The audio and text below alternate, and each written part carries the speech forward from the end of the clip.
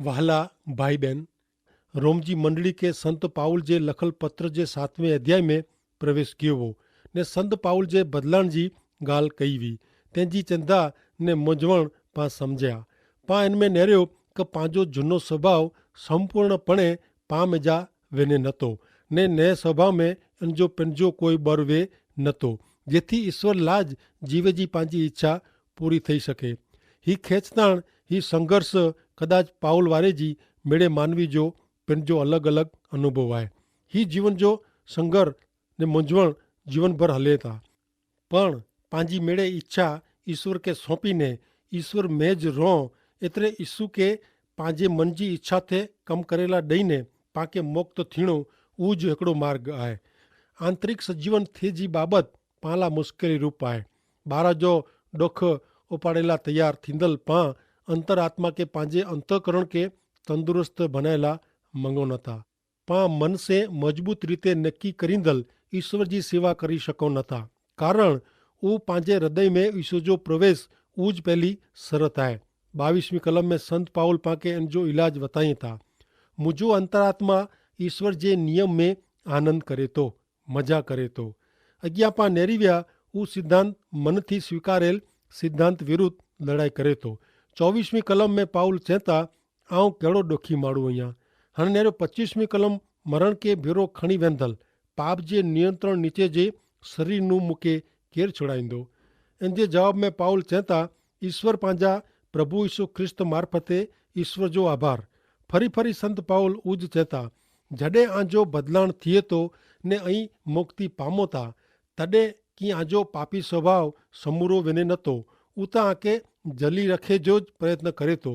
पाउल वारे जी हरेक प्रमाणिक विश्वासी अहिड़ो ज चेता आऊं कहिड़ो ॾुखी आहियां, कहिड़ो लाचार आहियां। ही कोई नाश में वेंदल तारण वग़ैरह जे आत्मा जो पुकार न आहे। हिते ॾुखी माण्हू उतां ही ॿ सिद्धांत जा आंतरिक युद्ध जे संघर्ष से हृदय जी मुंझवण से थकल माण्हू जो पुकार आहे। उहो अधमुओ थईने ऊंधे मुंहं से ज़मीन ते पियो आहे। जोनेकार जे याकूब वारे जी ने हिन मुंझवण ने मथाकोट से इन जो पग मंडाजे तो, बारा जी मदद ला हाक मारे तो।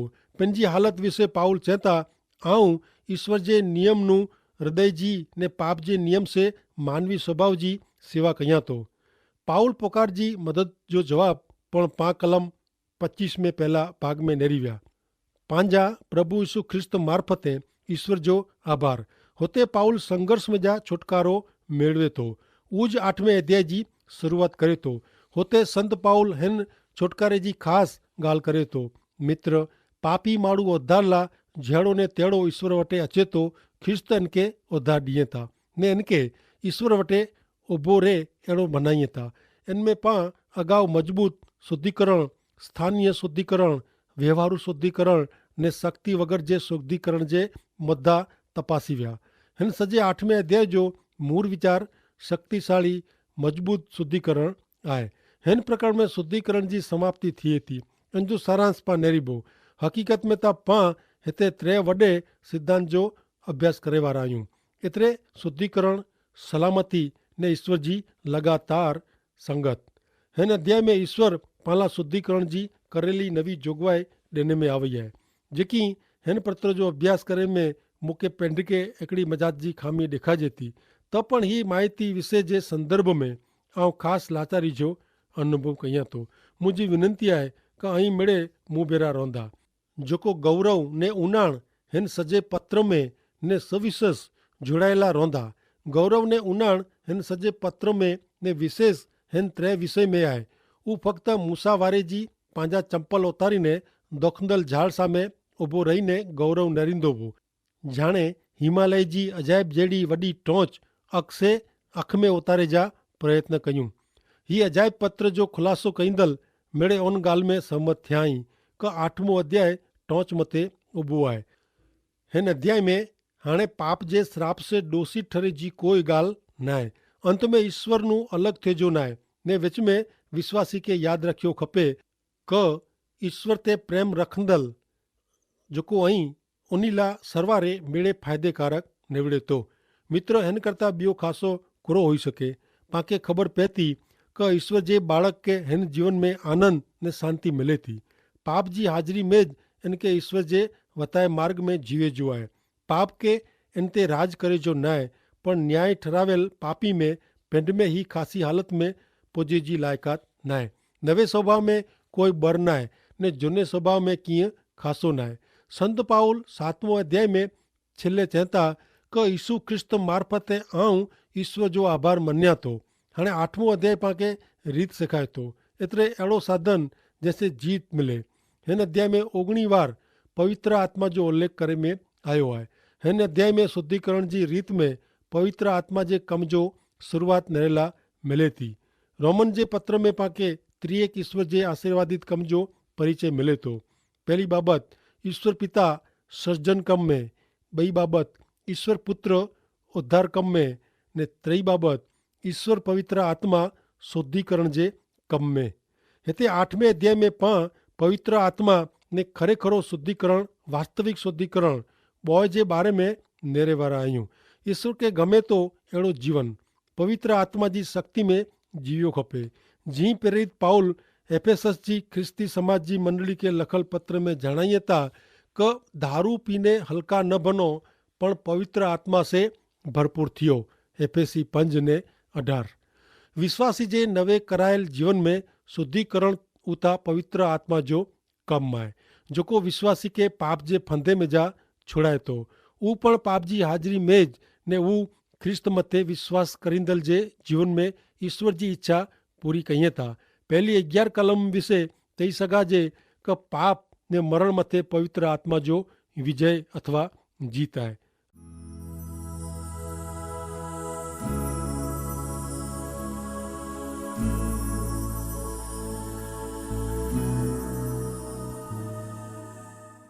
रोमन 8वां अध्याय ने पहली कलम सुनो। यीशु ख्रिस्त भेरा जेको जोड़ायला आई उन्हीं के कीअं पण सजा न आहे, कारण आत्मा जो नियम यीशु ख्रिस्त भेरा जेको बंधायला आई तंहिंला मूंखे जीवन मिले थो। हिते कोई सजा न आहे। उहो हिकिड़ो प्रेरणा वारो निवेदन आहे, रजूअत आहे, जेको संत पाउल 7वें अध्याय जी निष्फलता पोइ पण चई सघे थो कि उन्हीं पंहिंजो उद्धार विनायो न हुयो। जेकी ऊ ख्रिस्तमय जीवन जी मजा जाणी सकिया न हुआ, निष्फलता मिली वई ने ऊ ॾुखी लाचार हुआ। ईश्वर उन्हीं के शांति आनंद ॾिने ला मंगदा हुआ। इन जे प्रमाणे नहरियो कलम 8वें अध्याय जी 2 में चएता, कारण ऊ आत्मा जे नियम से मूंखे पाप ने मरण जे नियम से मुक्त कयो वियो। हिन सॼे अध्याय में ही नंढो शब्द कारण 17 वक़्त अचे थो। कारण का ऊ सॼे अध्याय के हिकिड़ी डोरी से ॿधे थो। रोमन जे पत्र जो खुलासो कईंदल हिकिड़ा विद्वान व्यक्ति चयो हुयो कि ज ऐं पाउल जो वीचार जली न सको त ऐं पाउल के सम्झे में भुल करियो था। अगली कलम में जेको आत्मा जे नियम जी ॻाल्हि आहे, उहो नियम जो सिद्धांत फ़क़्ति न आहे, पण उहो आत्मा से मिले थो, उहो अधिकार आहे। हिते जेको जीवन ॾियण जी ॻाल्हि आहे, उहो पवित्र आत्मा मार्फते मिले थो, उहो जीवन आहे। कीअं कि हक़ीक़त में पवित्र आत्मा जीवन आहे। 2 कलम में यीशु ख्रिस्त साथे जी संगत मार्फते उन वाक्य जो अर्थ थिए पवित्र आत्मा यीशु ख्रिस्त भेरा संपूर्ण मिलियल आई। कीअं कि यीशु ख्रिस्त मथे विश्वास करींदल यीशु ख्रिस्त जे जीवन में भागीदार आहे, तंहिंला ऊ विश्वासी खे मुक्त करे थो।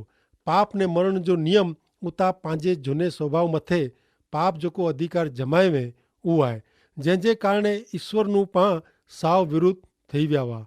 नवो स्वभाव ही अधिकार हिन बंधन के तोड़ेला नबरो आहे। इन ला कोई वॾो अधिकार ने सत्ता जी ज़रूर आहे ने उहो आहे पवित्र आत्मा। पवित्र आत्मा नवे स्वभाव ते कम करे थो। पवित्र आत्मा ख्रिस्त भेरो लगातार जोड़ायलो आहे। 7वें अध्याय में माण्हू जेको मरल शरीर भेरो जोड़ायलो वो उहो हाणे जीरे ख्रिस्त साथे जे संबंध में जोड़ाजे थो। हाणे पाण 8वें अध्याय जी कलम 3 ने 4 वाचियूं।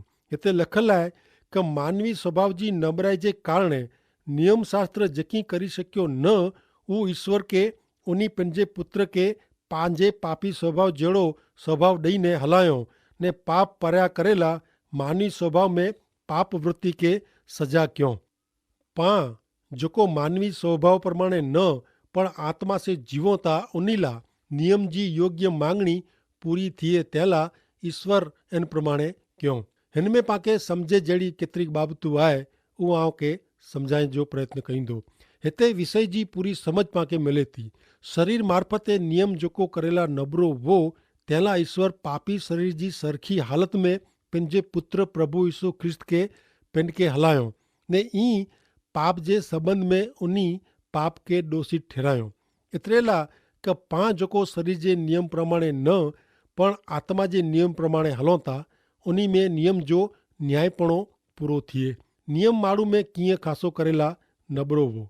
एतिरे संत पाउल चयो क आउं ॼाणा थो क मुझे मानव स्वभाव में कीअं खासो न आहे। 7मों अध्याय ने 18 कलम प्रमाणे ने उज बाइबल जो वचन आहे जेको सत्य आहे। पण हाणे पवित्र आत्मा जेको ख्रिस्त मार्फते अचे थो ऊ नबरे ने पापी शरीर में ईश्वरमय जीवन उत्पन्न करेला पूरो शक्तिमान आहे। हिकिड़े दृष्टांत से पां ही ॻाल्हि समझूं। अगाऊ स्त्री रोटली करेला तवीथो वापरींदी हुई। तवीथे में कीअं खुटो न आहे पण तवो नीचे रखीने रोटली बनाएला टांडे मथे सेकेला तवीथो घणे कम में अचींदो वो ने हथ जो उपयोग करिणो पवंदो वो ने ॿरी वञे जो द्राह लॻंदो वो। ध्यानु वधू ॾियणो पवंदो हो। पण चीपियो आयो ने हाणे रोटली बरोबर जली सघिजे थी ने ॻाल्हि कईंदे कईंदे पण फुल्का खासा बनी सघनि था ने द्राह वग़ैरह पण ओछो महिनत से कम थी सके थो। कारण चीपीअ से झपाटे कम थी सके थो। तवो त उन नियम जहिड़ो ज आहे जंहिंमें वधू त्रास थिए थो छतां वधू खासो परिणाम मेળવી सघिजे नथो। चीपियो उहो कम वधू ख़ासी रीते करी सके थो। पवित्र आत्मा माण्हू खे उचकी गिने थो ने ई हाणे पाके ख्रिस्तमय जीवन नवे सिद्धांत जे आधारे जीवे जो आहे। पां पेंड ठराव કરીને અથવા મજબૂત રીતે નક્કી કરીને ઘણે ખાસો જીવન જીવી શકો નતા। કોરો પાં મજબૂત ઠરાવ કરીને ખાસો કરી શકો था। કોરો પાં જૂની રીત નતા કર્યું। જૂની ટેવ પાકે છડે નથી। ઉતા ઈશ્વર પિતા પેંડ ही અશક્ય વસ્તુ કે पंहिंजे पुत्र के पंहिंजे स्वभाव સાથે निर्बल मानव शरीर में हलाईने कहीए था। ख्रिस्त जो ने पंहिंजो शरीर पाप सिवाय ॿई मिणी ॻाल्हिए मिलंदो हो। उहो पण संपूर्ण मानव स्वभाव जा हुआ छतां पाप बग़ैर जा रहिया। हिब्रूअ के पत्र जा लेखक ही ॻाल्हि कहिड़ी रीते रजू कई था जंहिंखे उहे संत चवनि था उहे मानव प्रकृति वारा ऐं तंहिंला यीशु पिंड उन जहिड़ा बनिया ने मानवी स्वभाव जा भागीदार थिया। उन अहिड़ो क्यों जेथी करी उन जे मरण से उहे मरण ते अधिकार धराईंदड़ शैतान जो नाश कईं ने उन मार्फते जेको पंहिंजे जीवन दरमियान मरण जे कारण ग़ुलाम जहिड़ा ऐं उन जो उहो उद्धार कईं। उहो दूत के मदद नथा कईं पण उहो इब्राहिम जे वंशज के मदद कईं था। तंहिंला मीणी ॻाल्हिए पंहिंजे भाईअ जहिड़ा थियणो इन लाइ अशक्य हो जेथी उहो ईश्वर वटे पंहिंजे भाईअ जे विश्वासु ने दयालु मुख्य यज्ञकार बने ने उन जे मार्फत लोक जा पाप माफ़ थिए। वरी उहो चए था यीशु पंहिंजी ज़रूरियात के पुॼी वरे अहिड़ा प्रमुख यज्ञकार आहिनि। उहो पवित्र आहिनि। उन में कोई दोष का पाप न आहे। उन के पापी मनुष्य में जा अलॻि कराए में आया ने आकाश करता पण ऊचो चढ़ाए में आया आहिनि ने पोइ अॻियां वधी जणाईअ था क इन जे कारण ख्रिस्त जॾहिं हिन दुनिया में अचे वारा हुआ तॾहिं उन ईश्वर के चयो ऐं बलिदान ने अर्पण इच्छो नथा पण ऐं मूला शरीर तैयार कयो हुयो। पंहिंजे शरीर में वसंदल पाप के जड़मूर से नाबूद करे जो ही ईश्वर जो मार्ग हो। पां क्रूस ते पापी देह के दोषी ठहराईने सजा कई जेथी मानवीय शरीर में उन्हीं के कीक अधिकार का पकड़ रहती। ख्रिस्त पां सरका थिया ने एतिरे ईश्वर क्रूस ते पाप के सजा करी सकिया। हाणे पंहिंजे शरीर में पाप के सजा थी वई आहे। केतिरा अनिष्ट ख्रिस्त धर्मीअ जी विरुद्ध मान्यता छतां पाप कीअं पां में जा छिटो थियो न आहे। अॼु शरीर में जा पाप नाबूद करेला पवित्र आत्मा तैयार आहे। घणे खे लॻे थो क ख्रिस्त अचीने पाके हिन पापी पृथ्वी में जा कोठी वञे त कहिड़ो ख़ासो ने उहो खरेखर ख़ासो आहे। अजाइब आहे। ऐं इच्छा थो क यीशु हैवर जोज पाके कोठे लाइ अचे पण इन करता पण ख़ासी ॻाल्हि उहा आहे क हैवरज पृथ्वी मथे पापी दुनिया में जा यीशु पाके ख्रिस्तमय जीवन जीवेला शक्तिमान बनाईए त कहिड़ो ख़ासो। योहान 17 अध्याय ने 15 में चए था क यीशु पिंड पाण लाइ प्रार्थना कईं था क हे पिता आउं अहिड़ो नथो चाहियां क क ऐं असांखे हिन दुनिया में जा ॿाहिरां कढी वेझो।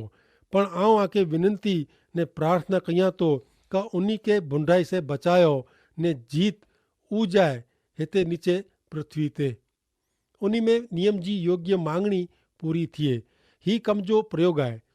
इन जो अर्थ अहिड़ो थिए थो क पवित्र आत्मा आज्ञाधीनता जो जीवन पामे उत्पन्न कईं था जेको नियम खे खपे थो। पण नियम अहिड़ो जीवन उपजाए सघे नथो। पवित्र आत्मा पाके शक्ति पूरी पाड़ीअ था नक्की पाके करे जो आहे।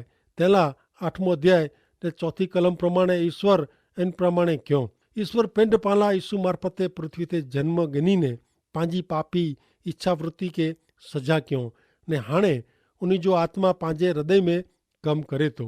पाके त हाणे पवित्र आत्मा के कम करे ला ॾिने जो आहे ने नेकी करे जो आहे। ईश्वर पिता के आशीर्वाद ॾियो। आमीन।